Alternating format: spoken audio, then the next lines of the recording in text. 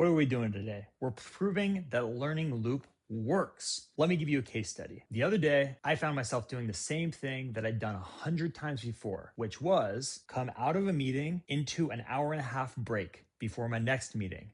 And I think to myself, ooh, a little bit of free time. This is gonna be nice. I'm gonna accomplish something with this free time, something I care about, something that will make me proud. Perfect. But before I do that, I'm just gonna make sure that I'm all caught up to date on my comms. So I get into iMessage, make sure nobody's left unread, get into Gmail, go to inbox 0, get into Slack, respond to my DMs, weigh in on the topics of the day, go over to Twitter, make sure that I haven't missed anything about Minneapolis, go back to iMessage, maybe somebody texted me back, go to Gmail, and on and on and on and on. And before I know it, I'm through that hour and a half and I'm into the next meeting.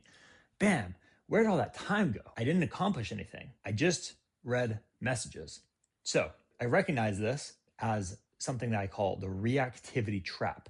This is a thing I go through often, and I think this is a problem I've got to solve. So when I write myself a little essay, I say, what's going on to make me do this reactive going from message inbox to message inbox instead of sitting down and doing something that matters, like writing a blog post about a question that I've been wrestling with and that others might really value hearing from me on? I think what's going on there is that I am nervous to stop moving and stop being busy because I'm going to find that I don't know exactly what to do next. And that's an uncomfortable feeling because you're going to have to sit there and you're going to have to look at yourself in the mirror and you're going to have to say, I don't know what to do next. And that hurts. You avoid stopping. You just go, go, go, go, go for the hour and a half. And you waste all the time. So I say, it makes sense why you would do that, Chris. But you also need to realize that there's another way that you could go to stop at the top of the hour and a half.